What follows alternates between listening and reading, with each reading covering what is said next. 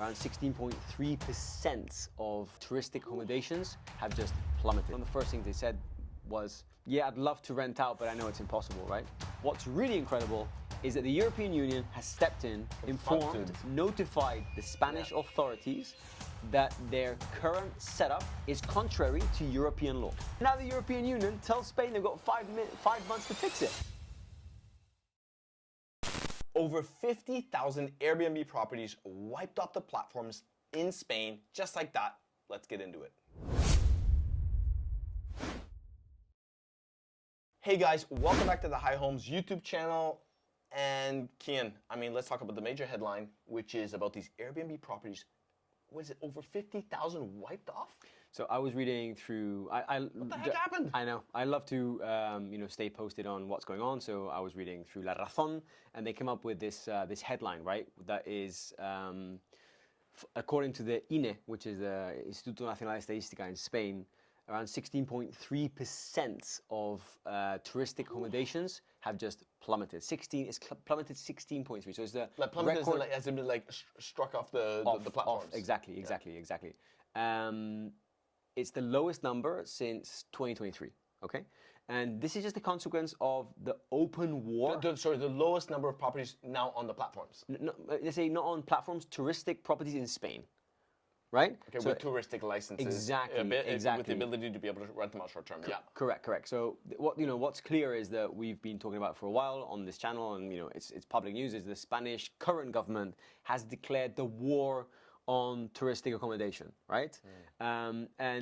We have to start by saying that this 16.3% is a national number. Yeah. And what's really interesting is that it's not sort of homogeneous. How do you say that? It's not the same in every single area. Yeah, so what we've seen is that the main autonomic communities that have been affected are communities like las Islas Baleares, so the Balearic Islands, autonomies like Valencia, Catalunya, Murcia, and funny enough, Costa del Sol and Malaga has seen a drop in touristic accommodation, but not as sharp as these areas. So more or less, we're talking about 53,000 properties that are basically off this inventory of touristic accommodations.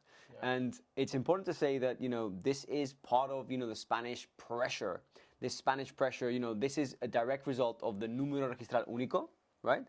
And there's a lot of properties which don't comply or aren't able to get this license, and it's difficult. It's difficult. We were talking earlier to a client that was buying a property with Kim, and something that really sort of called my attention or got my attention was one of the first things they said was, yeah, I'd love to rent out, but I know it's impossible, right?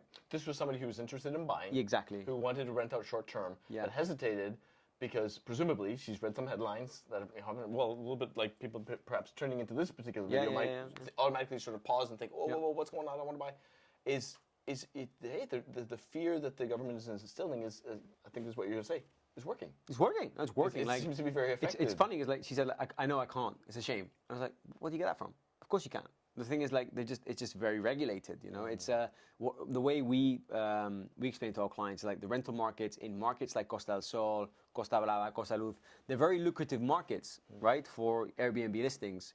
They're just very heavily regulated. But if you do follow regulations, it's like opening a hotel. You can't just open a hotel and just anywhere. You need to follow regulations to be a 5-star, 2-star, 3-star. Same thing happens in Spain if you buy a property, you want to rent it out, Airbnb. You need to make sure you know what you're buying, how you're buying it, and to make sure if you can operate it, if you can't, all these things you need to know. As you would say, do your homework. Absolutely. So that's the number, right? And I'm going to give you the exact number of touristic properties in Spain to date, right? So we are at 329,764 touristic properties in Spain. Right, so that's quite interesting because that's. Do you know how many of those are in the Costa del Sol? No, I don't. That's in all of Spain. But that's they paint it as this massive problem. But you know what that number represents of the total amount of properties in Spain? It's going to be peanuts. 1.24%. Right. Let me just 1.24%. Right. So exactly 1.24% of all the property in Spain, okay? So we've gone from 1.9 million, let's say, plazas in these accommodations, so places to pernoctar or to sleep, to 1.6 million in November, no? And Also, adding to this, this is straight from the INE, by regions of Spain that have most touristic properties, Andalusia, Islas Canarias, so the Canary Islands, and even though they have dropped the Comunidad Valenciana, so Valencia. In Andalusia, we are at 91,000, just over 91,000 properties of touristic accommodation. Yeah, I mean, it goes on and on. But I think let's go back to like the meat of the conversation, which is the government's crackdown, no? Yeah. So they've made like public battle, and it's really worked, right? It's already got into sort of the nerves of the buyers. But the reality is, you still can run Airbnb properties. You can still buy and rent out. You just need to know the regulations. You just need to know the game. It was a lot easier before. That's the difference. Yeah, but Kian, that's not everything, is it? You also have the European Commission stepping in and kind of locking horns with the Spanish government. Message from the European. This is actually, I think, the biggest headline, because it's already a very difficult market for, you know, people that are buying properties as Airbnb investments. You know, there's very little clarity. There is a lot of gray zones when it comes to.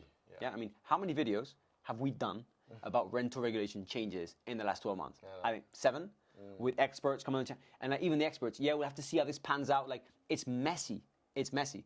But what's really incredible is that the European Union has stepped in and has actually, you know, notified the Spanish authorities that their current setup with 2 registrars, one national with the land registry, Código Registral Único, and having the autonomic, is contrary to European law. Yeah. And they've got 5 months to sort it out. Spain has 5 months to sort it out.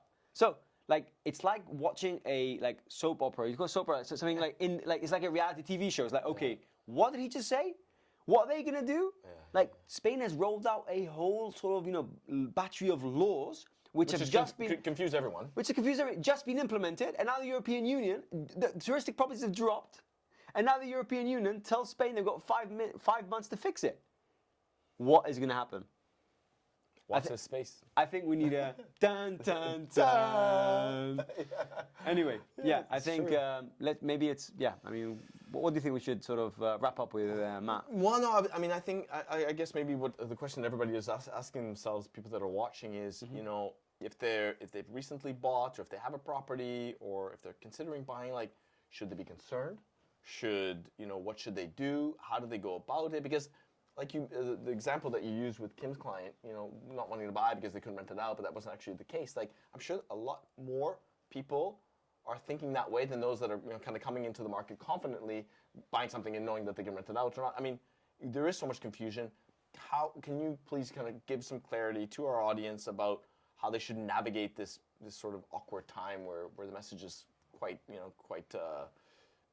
I don't know, it's a lot of gray zone, isn't it? Yeah, I think like we're living in a time where regulation, you know, it's a very overregulated market right now, which, you know, if you're coming to market now, or you're in the market and you want to rent out your property, just make sure you're informed. Like, you need to have a good, you know, network of people around you who can advise you.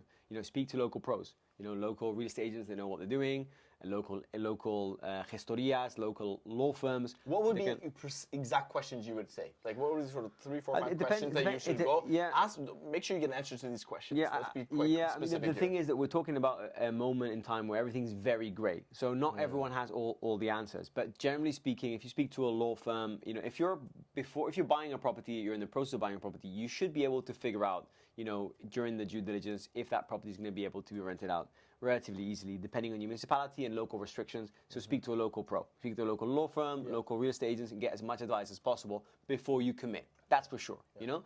Also, I think it's a very good piece of advice to not jump on a transaction until you have all your questions answered, you know? If someone says, you know, this property doesn't have a rental license, but the AGM is next week, and they say that most probably they're going to approve it, wait until next week, right? Just be extra cautious. Okay, would that be a question then?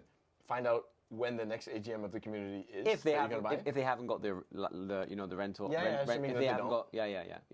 It's funny because we just had a president of community. You know, literally walked through our door yesterday asking us for advice on this. That's really interesting. Topic. So that's someone of a community walked in and said, like, hey, I'm a president of community locally. I watch your High Homes YouTube videos, And I know you guys are sort of on. We cover the rental a lot. We cover the rental sort of situation a lot on the channel. Well, he came to us because he was watching. Yeah. And his question was, we just voted against it a year and a half ago, and we've just realized it was a big mistake.